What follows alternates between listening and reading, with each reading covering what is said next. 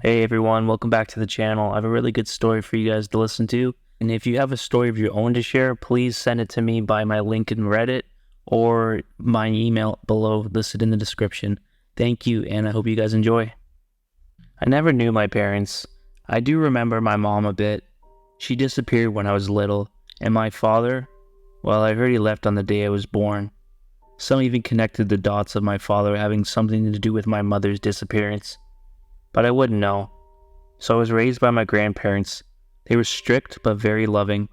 Particularly, I enjoyed spending time with my grandfather. He taught me a lot about growing into a man, showed me how to shave and talk to women. He even told me how to deal with heartache after my first breakup. I knew since my grandparents were much older than me, I didn't have as much time as I would have wanted, but I cherished every minute that was available. When I was 16, my grandfather was diagnosed with some type of dementia. It was noticeable. His mind seemed to wander, bringing up the weirdest things. It broke my heart to see him in such a way. Even more terrifying was the fact he seemed to be aging at a rapid rate. By the time I had finished high school, the man I looked up to was a mere shell of a former self, needed assistance from me or my grandmother in every way. This is when he started to say the most bizarre things. I got lost in the garage again, is something he would usually tell my grandmother. I could tell by the look on her face how exhausted she was, constantly looking out for him, especially since he seemed to disappear quite frequently. Once we couldn't find him for almost 8 hours. We were absolutely frantic and phoned for the police. But like usual, we would find him hiding in one of the corners of our garage. I've always hated our garage. Something about it always left me feeling angst, especially when I was a kid. I remember my grandfather sending me to fetch something from our second fridge that was stored in the garage. To get there, I had to walk down a small corridor that connected the small carport to our home. I don't know why it was built this way, but it was, and each time I had to cross that dimly lit threshold, I would hold my breath with pure trepidation. Though nothing ever would happen, I knew it was just my mind playing tricks on me. The shadows that danced around in the corners of my peripheral was all in my mind, but I would typically quicken my pace once getting closer to the garage door. Once stepping inside, my anguish would completely relent. The sense of emptiness simmered in the air as a stale stench penetrated the atmosphere, leaving the small space completely devastated. Although nothing ever happened, I would always get whatever I went in to retrieve and storm back as quick as my small legs allowed. Though this day was slightly different. This is the day I first noticed the statue. It was odd, out of place, since my grandparents weren't much of art collectors, but even more disturbing was how lifelike the statue was. It was of a woman. The sculpture stood about 4 feet tall, and during that time it was practically my height. So when I entered the garage, I was face to face with the most horrifying scene. The statue itself looked just as terrified as I was. The woman brandishing a gaze of pure horror. I could literally hear her screams in my imagination. To say the least, I almost wet myself. I didn't bother getting what my grandfather sent me in to get. Instead, I ran back crying. That's when I collided into him. He grabbed me by the shoulders firmly and stared right into my eyes. "What is it, boy?" he asked with a stern voice. I continued crying as my muffled words stumbled over each other, trying to tell him about the horrid statue. I think he understood what I said, because that's when he smacked me across the face hard. Say what you will about the older generations, but they didn't tolerate nonsense. So thinking back on it at the time, I didn't blame my grandfather for doing what he did. After hitting me, he dragged me back to the garage by my arm, practically breaking it off my small body. He then shoved me towards the statue, bringing me once again face to face with the nightmare. "Look at it, boy. Look. It's just a statue. It ain't gonna hurt you," he angrily told me.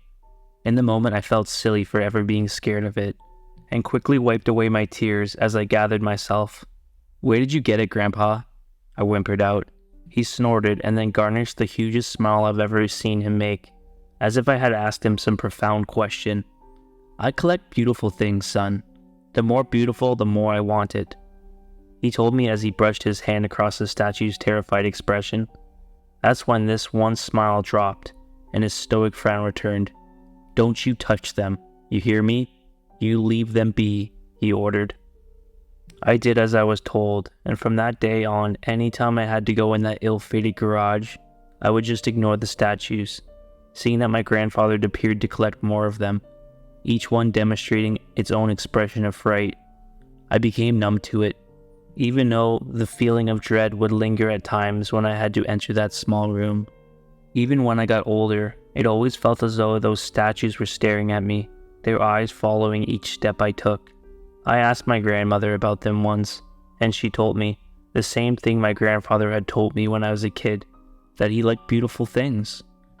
"But those aren't beautiful, they're abysmal," I told her. "I guess beauty's in the eye of the beholder," she told me, with her tired voice.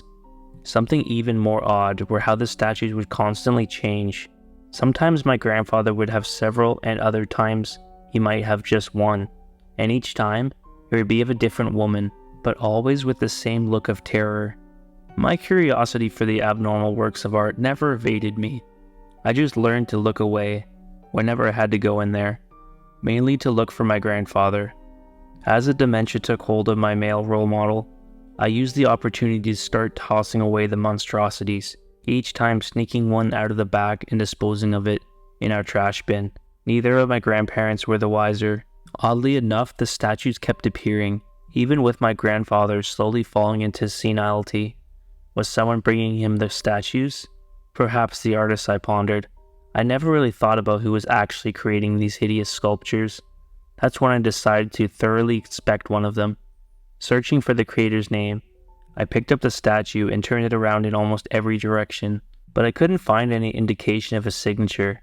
I don't know why, but I then stared directly into the eyes of the small creation, her eyes bellowing out some desperation, and in the moment something about the woman seemed strongly familiar. I started to think perhaps my grandfather himself was the artist. But if that was the case, what did he mean when he said he was a collector of beautiful things?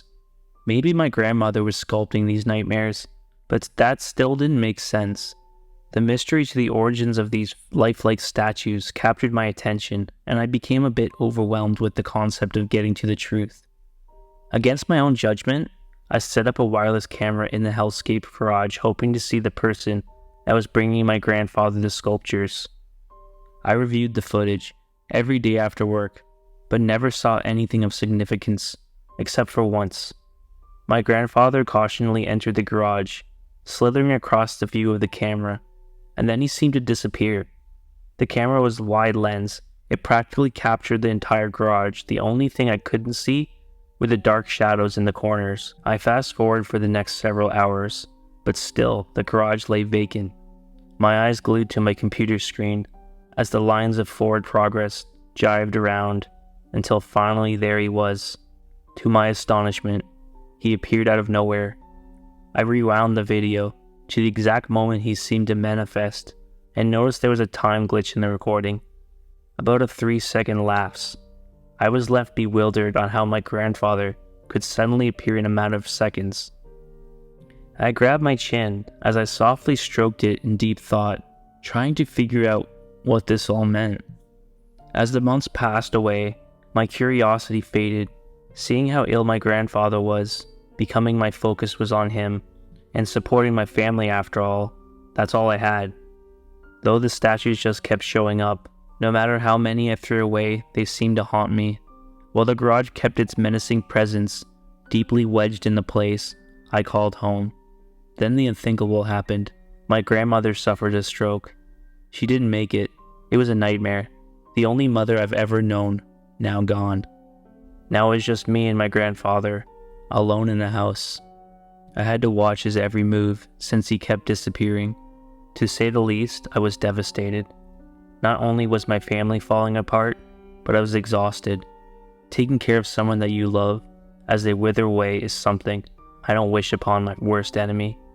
It is truly life-shattering. This is when my inquisitive mind returned on the garage, only because that's where I would always find my grandfather. I got lost in the garage again. Yes, Granddad, I know, I would tell him. This went on for the next year. By this point, he could hardly walk. At times, I would catch him crawling towards the ill-fated dark corridor that led to the small room. I would have to grab him by the arm and forcefully pull him away. I was getting tired and contemplated the idea of bordering off that part of the house. That's when the most mystifying question dawned on me. If I locked it away, would the statues keep piling up? Would they inundate that small space and explode through the walls? I quivered in disgust, imagining such a thing. I got lost in the garage again. Yeah, Granddad, I know. You're safe. I told him as usual, though this time he said something different that I had never heard him say before. They always get lost. I don't let them follow me. That got my attention. I didn't know who he was talking about. Who were they? What did you say, Granddad? I softly whimpered out. He didn't repeat what he said. Instead, he looked at me with a vacant stare, him protruding a world of emptiness. I don't know why I would think what he said meant anything. It wasn't long after that moment did the illness take its toll on my hero, and he passed away. Seeing him laying still in a coffin was the most surreal moment of my life. A man that was fearless, laid alone in a world I could only hope treated him good. It was now me in the house, loneliness engulfed in the small home. As most of my time, I kept the lights off. I didn't want to see anyone, not that there was anyone to see. I quit my job and stayed home most days, drinking my sorrows away the best I could. My grandparents left all the bank accounts to me, along with the house, so there really wasn't any need to work. I would wake up and stumble around in the darkness, even urinating on the floor at times. I would then scurry over to the couch. Sometimes I would turn on the television, but I would never really look at it. I would just take comfort in the noise it created.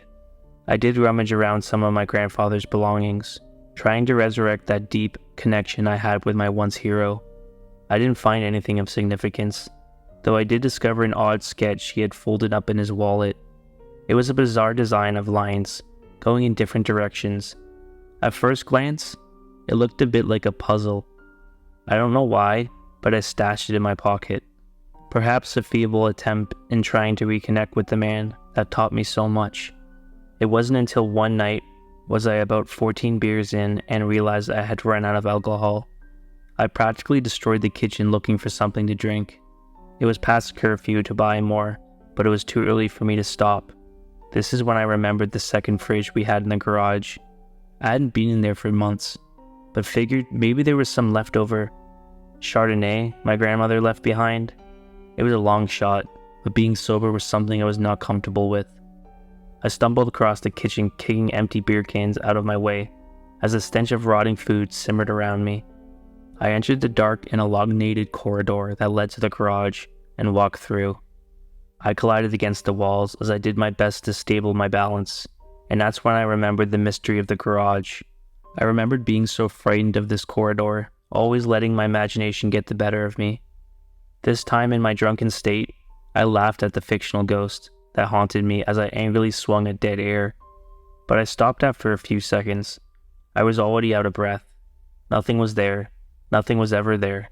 I spent years being scared of the darkness, but in actuality, I was afraid of the emptiness, something I was now faced with. I entered the small and secluded garage. I didn't bother turning on any lights. A bit of the moon shined through the small windows that resided towards the ceiling. Enough light to guide me to my destiny. More alcohol? To my delight, I did find something. It wasn't Chardonnay, or even beer, but it would do the job. I found some champagne. I chuckled, thinking of what I was going to celebrate. Solitude or insanity? I had a good laugh and closed the fridge door. I then started walking back to the corridor, and in the moonlight, did I see one of those hideous statues.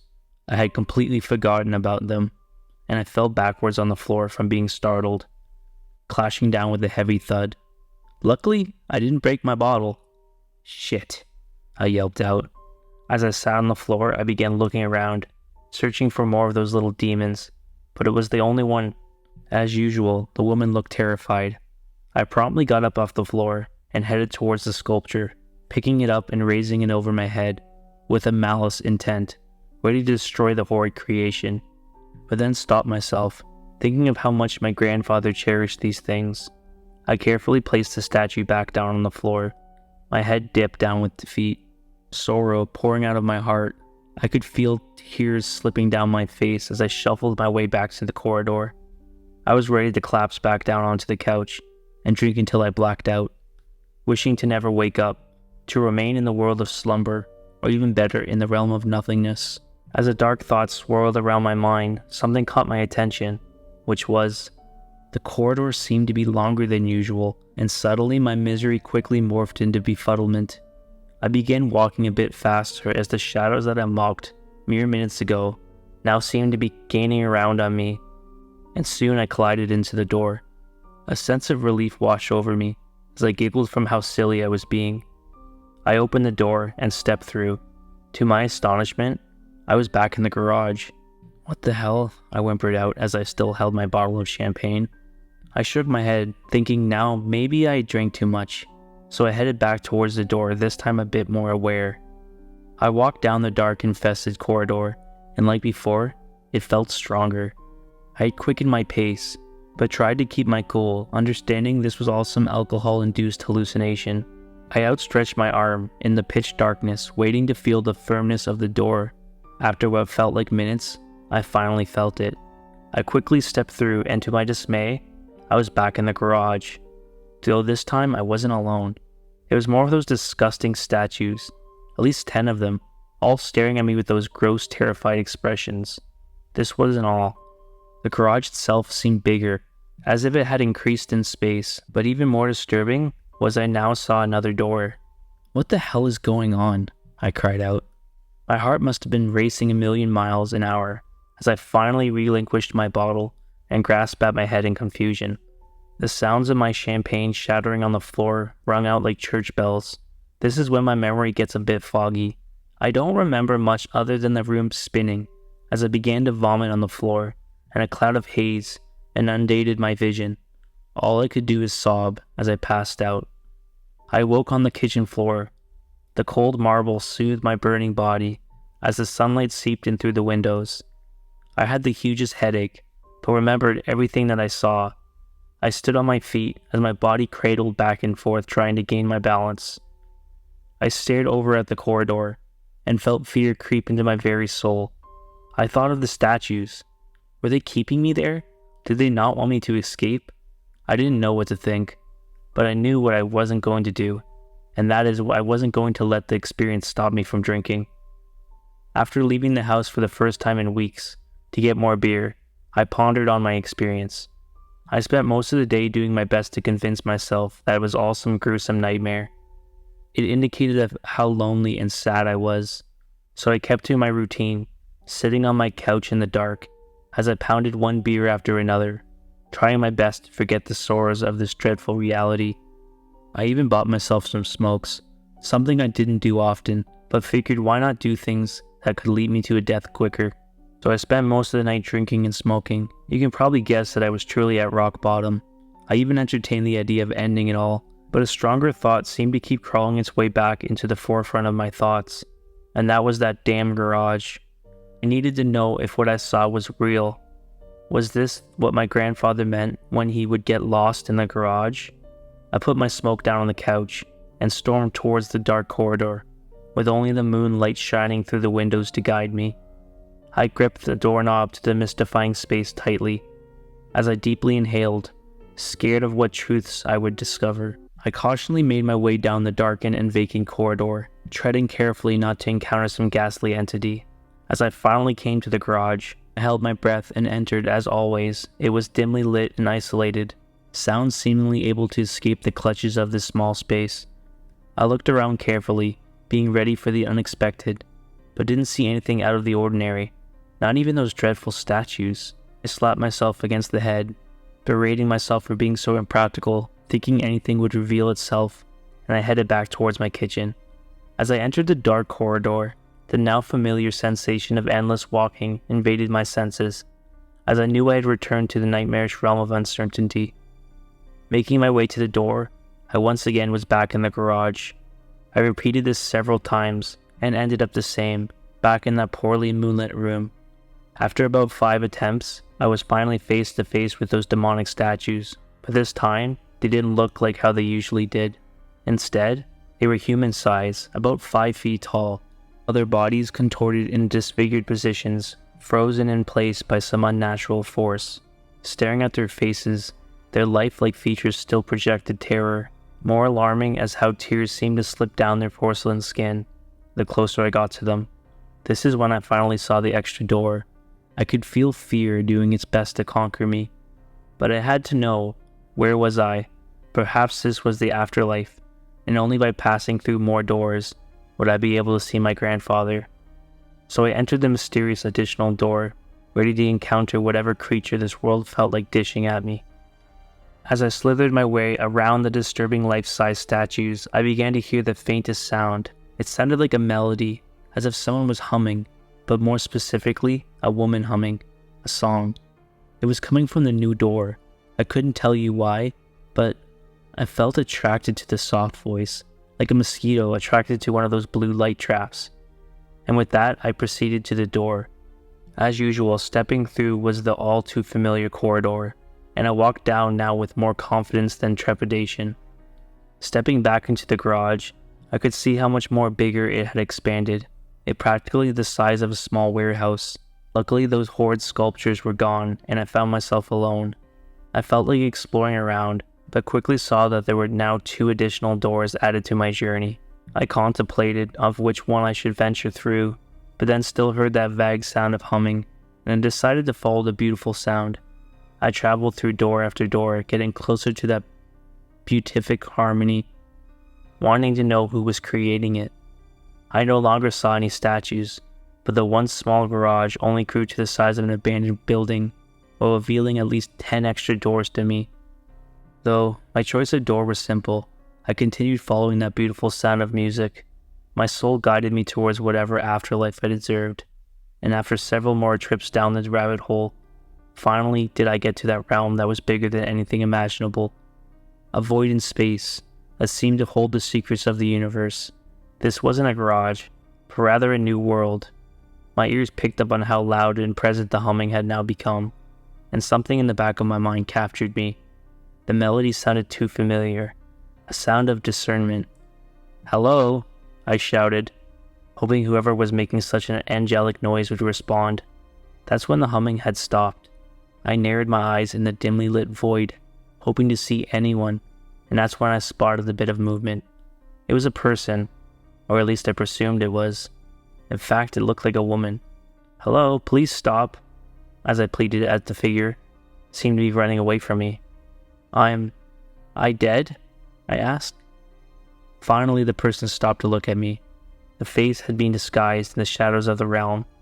As I approached closer, light seemed to follow me, as if I projected some energy shining the small space that encapsulated my area. Finally, the person's features were revealed to me. It was a woman about my age. Something about her felt emotional, like I knew her. As my eyes followed her movements, I clearly saw the fear consuming her face. She was terrified, at least for the few minutes, and after a moment her body relaxed and realized I was of no threat. "I thought you were him," the woman told me. "What are you talking about? Who is him?" I asked. She just continued looking at me with wonderment, as if I were some alien from another planet. The more I reflected on the moment, it came to me why the song sounded so familiar, and with bewilderment gaping out of my mouth, I had to know who this person was. "That song you were humming. My mother used to sing me that song when I was little," I told the strange woman. She remained a bit reserved, but then smiled. In that moment, I realized how distraught she appeared. Her hair was unkempt and disheveled. Dark rings sagged underneath her ocean blue eyes, while her posture seemed to tremble without control. "I used to sing that song to my son, before she passed." No, this was impossible. I had to be dead, or at least in some coma of sorts. That's it. I drank too much and had passed out on the couch as I consumed my smokes. Though staring at the woman's face, I realized she looked a lot like me. "Mom," I yelped out. She shuddered in place at such a comment, but then stared at me as she tilted her head aside to side. "No, my son is 5 years old," she told me. It started to make more sense. She must have got lost in here in whatever this place was. That's where she had gone. This is why my grandfather always came here. He must have been looking for her. "It's me, Mom," You've been missing for about 20 years. Everyone thought you were dead," I told her with a shaky tone. She grasped at her mouth with her hand, seemingly in shock, but her eyes portrayed a look of belief. She now knew who I was. "Has it been that long?" I tried to find my way out.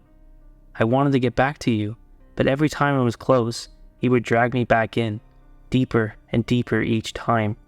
My mother told me to my bewilderment. "Who is he?" "I don't know who you're talking about. Is there someone else here with you? Is it my dad?" I asked her. That's when, in the corner of my eyes, I picked up movement in the darkness, getting closer. I gulped, heavy from fear, not knowing what was approaching. But as the darkness dissipated from my energy, I clearly saw it was more women, dozens of them, getting closer to me and my mother. "Wait, who are they? What's going on, Mom?" I trembled with disgust as I grabbed my mother, like some kid wanting shelter from the monsters. "Don't be afraid. He brought them here too. There's many of us. Some are in different realms. I don't know how big this place is, but I know there might be hundreds of us," my mother said. As the other women got closer, I could see their distraught faces, all of them revealing a look of despair, and that's when it dawned on me. They were the statues. They looked just like them. I didn't understand. How was this possible? That's when my mother placed her hands on my face and gravitated my stare towards her. "Your grandfather brought them here. He brought me here too. When I was younger, I caught him in the garage. He had a woman tied up. It was clear what he intended to do with her. I yelled at him, begging him to release her. I always knew that my father was a sick man, but I didn't know how depraved he really was. Realizing that I now knew the truth, he grabbed me and pulled me in deeper into whatever this place is. At first, I tried my best to find a way out, but after a while, it felt useless.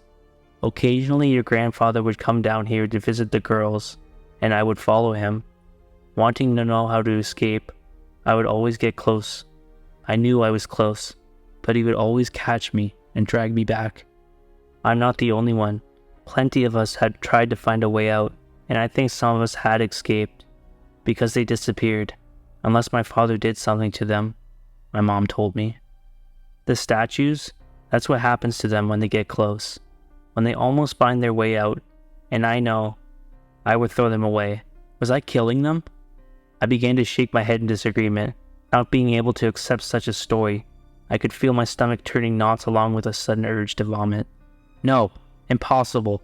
My grandfather wouldn't have done that. No," I shouted as I began to sob into my mother's embrace.